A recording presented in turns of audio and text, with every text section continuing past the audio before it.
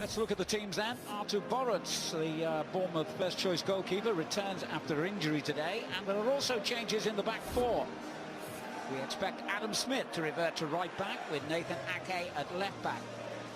In front of them it's the usual pairing of Dan Gosling and Harry Arter, while in midfield Jack Wilshere returns. He was ineligible, remember, to play last week against his parent club Arsenal, a game in which striker Callum Wilson scored a penalty in Bournemouth's somewhat unfortunate defeat. Despite making 8 changes against Leeds in midweek, Liverpool's victory extended their unbeaten run to 15 games. Loris Karius, one of the regulars who returns today, along with Nathaniel Klein, Dejan Lovren and James Milner. But Joel Matip is out injured, so Lucas keeps his place in the back four. It's the tried and tested Liverpool trio in midfield. However, that injury to the informed Philippe Coutinho means a change in attack, where Divock Origi gets his first Premier League start of this campaign. Adam Federici and Brad Smith drop down from Bournemouth starting 11 to their subs bench. Liverpool include youngsters Ben Woodburn and Trent Alexander-Arnold, who both did so well against Leeds in midweek. Well, for Bournemouth, despite recent defeats, Bournemouth have already won 4 Premier League games, which is twice as many as they'd won by this stage last season. Almost perfect condition. Here he is again with a lovely through ball for Klein. 2 in the middle, and he looks for Origi, who just got a little bit too early, if anything. I don't know what he did, to be honest with you, Al, because he seemed to get Liverpool. This was the earlier one where Origi really should have scored, I thought. And we say it so often, just doesn't get those feet sorted out. When you've scored in your last couple of games, you should be full of confidence, and fully expected him to stick that one in the back of the net. They're just struggling to find a pass, Bournemouth, to get from back to front. And they down the centre, and beats the goalkeeper to it to give Liverpool the lead. 20 minutes gone, and Sadio Mane, who's been such a huge success since his move from Southampton, has scored again. Well, I don't think anybody in this stadium is particularly surprised. It was definitely coming, and it's just come in a simple fashion, a ball through the middle, which Ake just gets done for pace, doesn't he, for Mane. He's got to get a bit of physical contact on the Liverpool player, get across the line of his run. It's a really good finish from him. But too easy from Bournemouth's point of view, far too easy.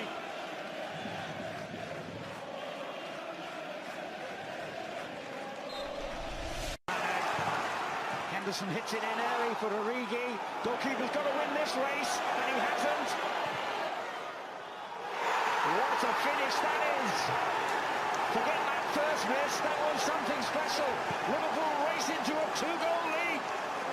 Well, that is a magnificent finish from a boy who I said should be confident, and boy did he show his confidence there. Artur Boruc will not be happy, but once he got his foot to this first, Origi, there didn't seem any question that he was going to finish it.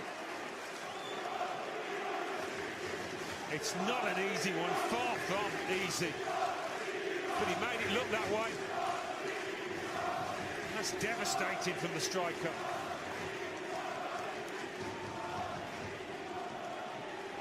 From that angle it looked like an empty net. I doubt it did from Origi's angle. Mino thought about having a pop himself and did in the end.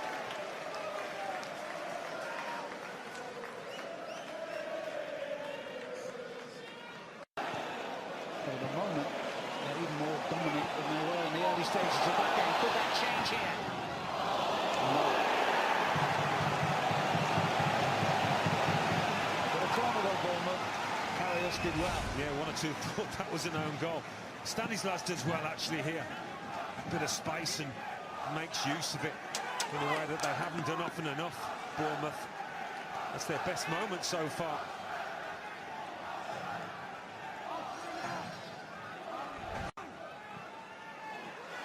Came out to Ake, who's gone down, but the referee says no penalty. Controversial moment as Liverpool break. Ake just knocks the ball past, and there is a definite clash of knees. But could have been. And it's Wilson who loses possession at the half-time whistle. Liverpool will go in with a fully deserved 2-goal lead. Mane scoring the first one.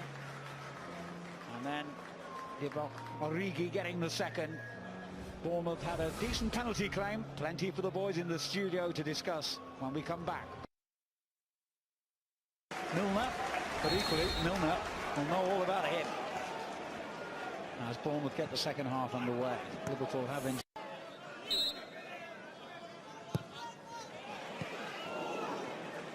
they got their first corner of the second half out of it. Teasing little ball in. Bournemouth would have tried to fist this, I think, rather than catch it. Yeah, Cook just beating his goalkeeper to it. Given away here, and Fraser goes down, and this time the referee, I think, will point to this party. Yes. Well, what an impact the substitute has made. He's only been on the field a minute.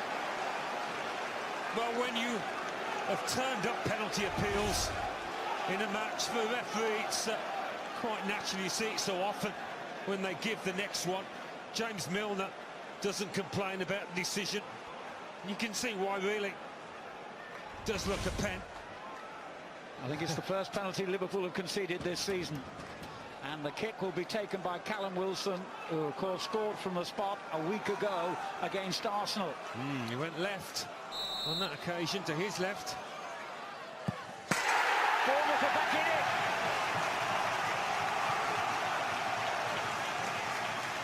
Exactly the same penalty, actually, as at the Emirates, this one. Not in the corner, but sending the keeper the wrong way. And I said the next goal will be important. How important? We will find out. Wijnaldum. Mane.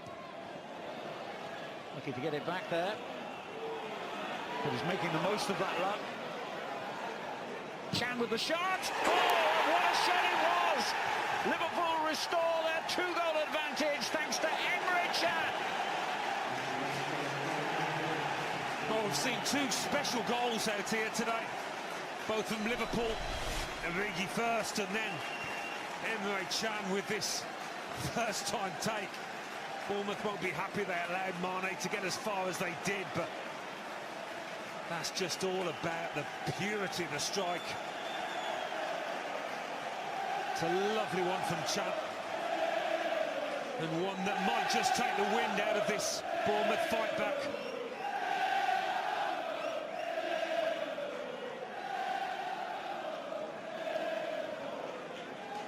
The German international scores his third goal of the season, and Liverpool are back in the driving seat.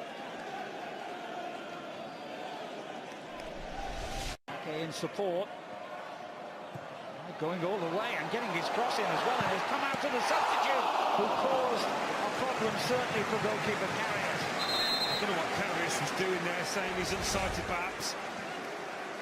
Callum Wilson does ever so well to keep it going. He's earned the corner and he'll take it.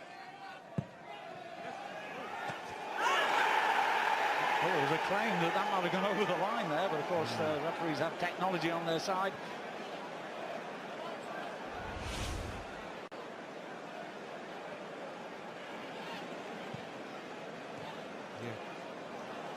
Well, he was taking a chance, wasn't he? Oh, Boruc. Must have been a relieved man here. Look how close that is. We're talking millimetres there. The wonders of technology, eh? I bet he was grateful for it, and I bet Arthur... Away the wheel shot. Kobe. Here's Fraser. That's a good ball too. Chance here. And Afobe missed it. Fraser behind him. Didn't. Well, he's had a remarkable cameo in this game. Won a penalty, now scores a goal. 15 minutes to go. Bournemouth are back in it again. Well, he's shown the way forward, hasn't he? To more experienced teammates. He tries to set up Callum Wilson on the counter. Wilson can't make anything of it, so Fraser decides, well, I'll do it myself. Just takes it a little bit too wide to start off with. What about this, though, for an accomplished finish? Gets plenty behind it. Just wondering about Karius here, whether he could have done a little bit better. He's just getting back up to his feet.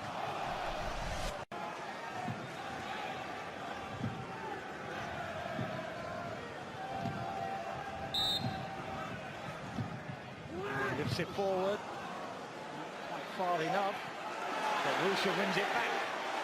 And finds Fraser again. Good cross by him. They've got an equaliser! It's Cook who scores it! It's 3-3. It's game on. Well, in a game of special goals, we've just seen another one here from one of the least likely candidates, Steve Cook. The touch and the finish is absolutely exquisite.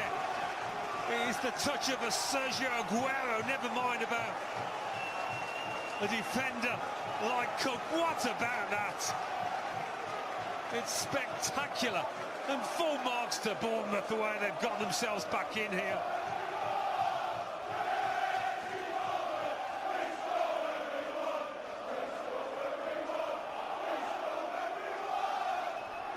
Well, a week ago, Steve Cook held his head in embarrassment. The Sunday League error against Arsenal. Now he scored a Premier League quality goal. Really enjoying Bournemouth's contribution in the second half. As the Bovey threatens another. Karius to the rescue for Liverpool. Well, they're all over the place in the centre of that Liverpool defence. They really are. Lovren and Lucas can't sort it out. What an important right hand that is from Karius. I think he knew much about it, to be honest with the keeper. Lovren got up well. Origi! That's a great effort. The touch and spin. And just got under the ball a little bit. Cut it.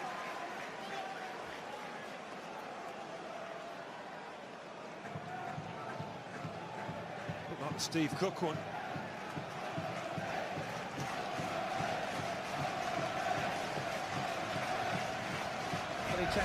Second half performance here, but he still wants his side to get that winner, and Lallana unable to provide it on this occasion.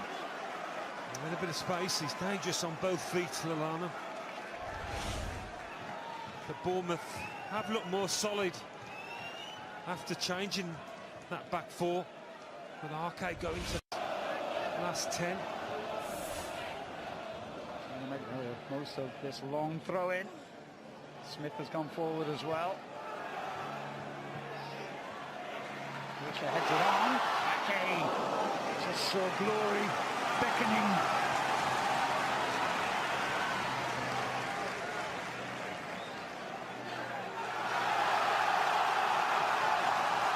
With a cheerleading, Steve Cook.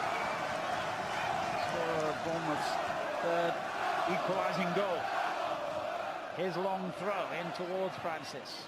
Headed away by Lucas. There's Jordan Knight. We know where this is going, don't we? Oh, didn't think it was going to be there.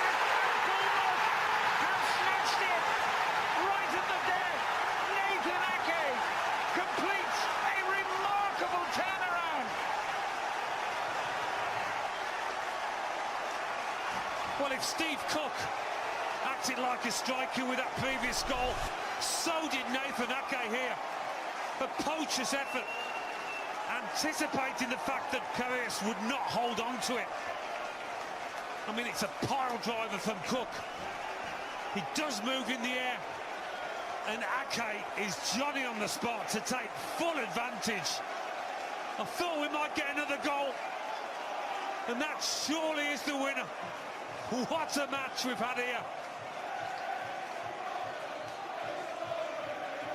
Incredible. Just when you think the Premier League can't surprise you anymore, it does. Listen, the referee's had a glance at the watch. Lovren plays it in, the goalkeeper with a safe catch. And that could see Bournemouth home.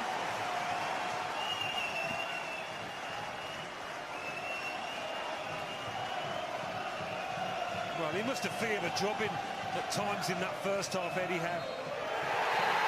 It's one of the shocked results of the season as Bournemouth bring Liverpool's 15-match unbeaten run